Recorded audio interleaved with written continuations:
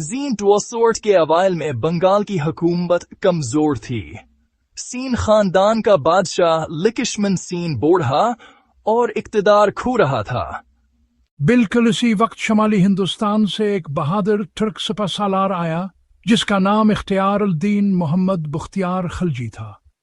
ہم آ رہے ہیں، اسلام کی فتح لے کر آ رہے ہیں۔ صرف 5 سوار لے کر بختیار خلجی اچانک ندیا میں داخل ہوا۔ راجہ لکشمن سین کے سپاہیوں کو مقابلہ کرنے کا موقع نہیں ملا۔ خوفزدہ بادشاہ پچھلے دروازے سے بھاگ گیا۔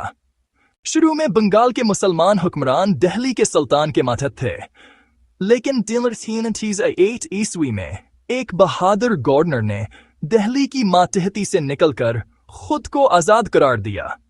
اب دہلی کی غلامی نہیں، میں فخر الدین مبارک شاہ آج سے بنگال کا آزاد سلطان ہوں۔ فخر الدین مبارک شاہ کا یہ اعلان بنگال کی تاریخ میں ایک نئے دور کا آغاز تھا۔ بنگال میں مسلمان حکومت کا سب سے شاندار دور الیاس شاہی اور حسین شاہی خاندانوں کا تھا۔ اس دوران بنگال اقتصادی اور ثقافتی طور پر عروج پر پہنچا۔ شاعر، آپ کی شاعری فارسی زبان میں ترجمہ ہو، ہماری سلطنت علم کی روشنی سے منور ہو۔ ہمارے مصالحے، سوتی کپڑے اور دیگر اشیاء لے کر دور دور سے تاجر آتے ہیں۔ ہماری تجارت اس علاقے میں سب سے ترقی یافتہ ہے۔ بنگال کے سلطانی دور میں مسجدوں، میناروں اور دیگر تعمیراتی فن کا ایک نیا روپ جنم لیا۔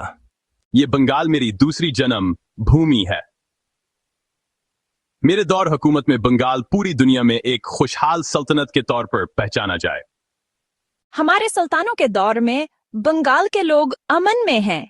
یہاں کوئی مذہبی تعصب نہیں ہے۔ سلطانی دور کا یہ سنہریوکت مغلوں کے ہاتھوں ختم ہوا، لیکن اس دوران بنگال کی ثقافت، تعمیرات اور سماجی زندگی کو جونیارو پملا، اس کا اثر آج بھی باقی ہے۔